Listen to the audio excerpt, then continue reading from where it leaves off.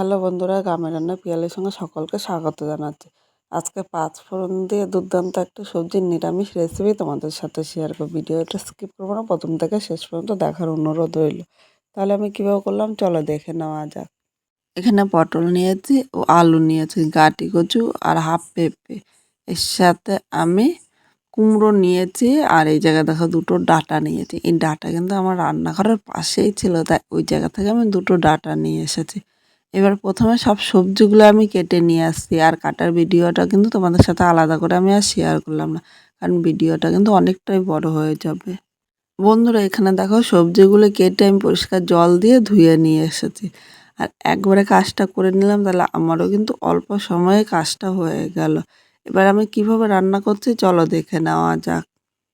এদিকে কড়াইটা বসিয়ে দিলাম, কড়াইয়ের মধ্যে সর্ষের তেল দিলাম। আমার মনে হয় এই রান্নাটি সর্ষের তেল দিয়ে বেশি ভালো লাগবে, আর তোমরা ইচ্ছে করলে কিন্তু সাদা তেল দিয়েও রান্না করতে পারো, কিন্তু সাদা তেলের থেকে সর্ষের তেল দিয়ে আমার খেতে বেশি ভালো লাগে। এখানে দেখো তেলটা ভালো করে গরম করে নিয়েছি। এবার এর মধ্যে আমি পটলগুলো নিয়ে নিলাম। পটলগুলো আমি আলাদা ভেজে নেব, ইচ্ছে করলে তোমরা সব সবজিগুলো একসাথেও ভেজে নিতে পারো, কিন্তু আমি আজকে যেইটুকু তেল নিয়েছি এই তেলেই কিন্তু পুরো রান্নাটা করব।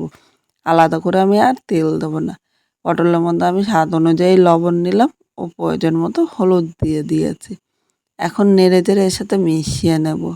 হলুদ ও লবণটার সাথে নেড়ে চেড়ে নিয়েছি। এখন মিডিয়াম আগুনে পটলটা হালকা লাল করে ভেজে নিতে হবে।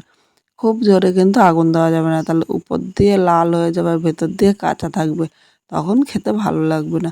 এইভাবে আমি 3 থেকে 4 মিনিট পটলটা হালকা লাল করে ভেজে নেব।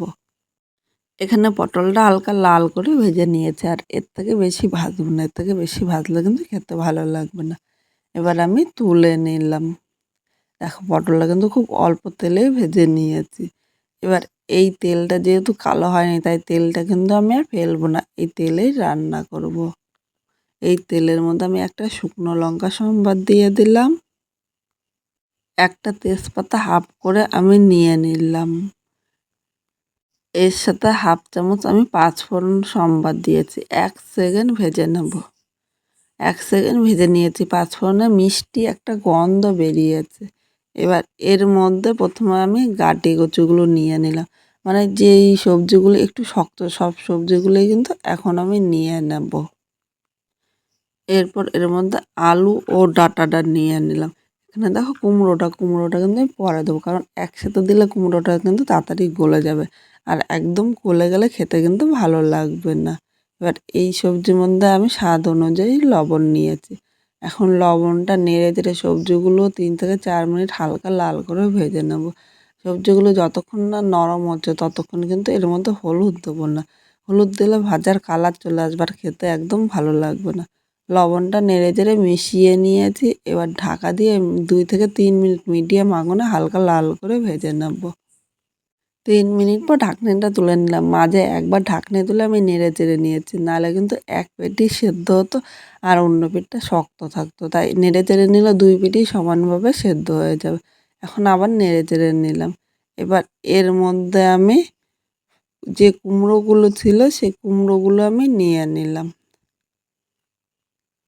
কুমড়োগুলো সব সবজির সাথে নেড়েচেড়ে মিশিয়ে আরও 2 থেকে 3 মিনিট রান্না করে নেব। এইভাবে অল্প অল্প সবজি দিয়ে ভাজলে সবজিটাও কিন্তু খুব সুন্দর ভাজা হবে। সবজিগুলো ভাজার সময় প্রথমে লবণ দিয়েছি, তাই এখানে কিন্তু আলাদা করে আমি আর লবণ দেবো না। আর এই জায়গায় দেখো আদা, কাঁচা লঙ্কা, সামান্য একটু জিরা বাটা নিয়েছি। বাটির মধ্যে মশলা লেগেছিল, তাই মশলাটা ধুয়ে অল্প জল নিলাম। ইচ্ছে করলে তোমরা এই বাটা মশলাটা স্কিপ করতে পারো, আমার কাছে ছিল তাই আমি দিয়ে দিয়েছি। এই মশলা দিয়ে খেতেও দুর্দান্ত লাগবে। এবার সামান্য একটু লবণ দিয়ে দিলাম, কারণ আমার কাছে মনে হচ্ছে একটু লবণ কম হবে। প্রয়োজন মতো হলুদ নিয়ে নিলাম। তোমরা কিন্তু খেয়াল করেছো আগে কিন্তু আমি হলুদ দিইনি। এখানে আমি ছোটো চামচে 1.5 চামচ হলুদ নিয়েছি, আর তোমাদের যতটা লাগবে ততটাই কিন্তু নিয়ে নেবে। এখন আমি নেড়ে চেড়ে মিশিয়ে হলুদ ও লবণটা এর সাথে মিশিয়ে নেব, আর মিডিয়াম আগুনে কিছুক্ষণ রান্না করে নিতে হবে। খুব জোরে আগুন দেওয়া যাবে না, তাহলে সবজিটা নিচে দিয়ে লাল হয়ে যাবে আর ভেতর দিয়ে কাঁচা থাকবে, খেতে ভালো লাগবে না। মিডিয়াম আগুনে এই সবজিগুলো অল্প অল্প করে এইভাবে ভাজলে সব সবজিগুলো কিন্তু খুব তাড়াতাড়ি সেদ্ধ হয়ে যাবে। এখন আমি ঢাকা দিয়ে আরও কিছুক্ষণ রান্না করে নেব। আমি 4 মিনিট পর চলে আসলাম। এখানে দেখো সবজিগুলো কিন্তু সেদ্ধ হয়ে গিয়েছে। এবার এই জায়গায় যে ভেজে রাখা পটলগুলো রেখেছিলাম, পটলগুলোও নিয়ে নিলাম। পটলটাও এর সাথে নেড়েচেড়ে মিশিয়ে আর 1 থেকে 1.5 মিনিট রান্না করে নেব। 1.5 মিনিট সবজিগুলো রান্না করে নিয়েছে আর সবজিগুলো দেখো লাল করে ভাজা হয়েছে। এবার এই জায়গায় উষ্ণ গরম জল নিয়ে নিলাম। অবশ্যই তোমরা চেষ্টা করবে উষ্ণ গরম জল নিতে। উষ্ণ গরম জল নিলে সবজিটা তাড়াতাড়ি সেদ্ধ হবে আর খেতেও ভালো লাগবে। আর ঠান্ডা জল দিলে সবজিগুলো শক্ত থাকবে, তখন খেতে কিন্তু একদম ভালো লাগবে না। আর খুব বেশি কিন্তু আমি জল দিইনি, কারণ সবজিগুলো ভাজতে ভাজতে হাফের বেশি কিন্তু সেদ্ধ হয়ে গিয়েছে। এবার জলের সাথে নেড়ে চেড়ে মিশিয়ে নিলাম। আমি 4টে কাঁচা লঙ্কা বাটা দিয়েছি ও 2টো কাঁচা লঙ্কা চেরা দিলাম। চেরা কাঁচা লঙ্কার মানে কাঁচা লঙ্কার গন্ধটা কিন্তু আমার কাছে খুব ভালো লাগে। তোমরা যদি ভালো না লাগে তাহলে স্কিপও করতে পারো। এখন আমি ঢাকা দিয়ে আরও 3 থেকে 4 মিনিট মিডিয়াম আগুনে এইভাবেই রান্না করে নেব। 4 মিনিট পর চলে এসেছি, ঢাকনিটা তুলে নিয়েছি। এখানে দেখো সবজিগুলো কিন্তু সেদ্ধ হয়ে গিয়েছে। এখন আমি আর ঢাকা দেবো না, ঢাকা দিলে সবজিগুলো একদম গলে যাবে আর গলে গেলে কিন্তু খেতে ভালো লাগবে না। এবার এই জায়গায় যে আমড়াগুলো আমি কেটে রেখেছিলাম, আমড়াটা নিয়ে নিলাম। কারণ আমড়াটা যদি আমি আগে দিতাম তাহলে সবজিটা কিন্তু সেদ্ধ হতো না। আর সেদ্ধ হওয়ার পরে দিলে কিন্তু এই সবজিটাও কিন্তু সেদ্ধ হয়ে গেল। আর আমড়াটা একটু টক টক, সবজিটা খেতে কিন্তু দুর্দান্ত লাগবে। আমড়াটাও সবজির সাথে নেড়ে চেড়ে মিশিয়ে নিয়েছি। আরও 2 থেকে 3 মিনিট এইভাবে আমি রান্না করে নেব। বন্ধুরা, যেহেতু নিরামিষ রান্না করছি, একটু মিষ্টি না দিলে কিন্তু খেতে ভালো লাগবে না। এখানে আমি ছোটো চামচে 1.5 চামচ চিনি নিয়েছি, চিনিটা নেড়ে দিয়ে দিলাম। এবার নেড়ে চেড়ে এর সাথে মিশিয়ে নেব। আর তোমরা যদি মিষ্টি পছন্দ না করো স্কিপ করতে পারো, কিন্তু এই সবজির মধ্যে সামান্য একটু মিষ্টি দিও, মিষ্টি দিলে খেতে ভালো লাগবে।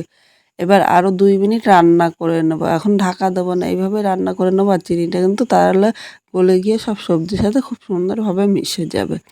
আজকে খুব সাধারণভাবে সবজিটা রান্না করেছি, কীরকম লাগলো কমেন্ট করে জানাতে কিন্তু ভুলো না। এখানে সবজিটা হয়ে গিয়েছে, এবার নামিয়ে নিলাম। এইভাবে সবজিটা করে গরম ভাত বা রুটি বা লুচি দুটোর সাথে কিন্তু দুর্দান্ত লাগবে। অবশ্য বাড়িতে একবার করার অনুরোধ রইল। আর বাড়িতে যদি আপনারা করেন তাহলে খেয়ে কীরকম লাগলো কমেন্ট করে জানাতে কিন্তু ভুলবেন না। পুরো ভিডিওটা দেখার জন্য অসংখ্য ধন্যবাদ।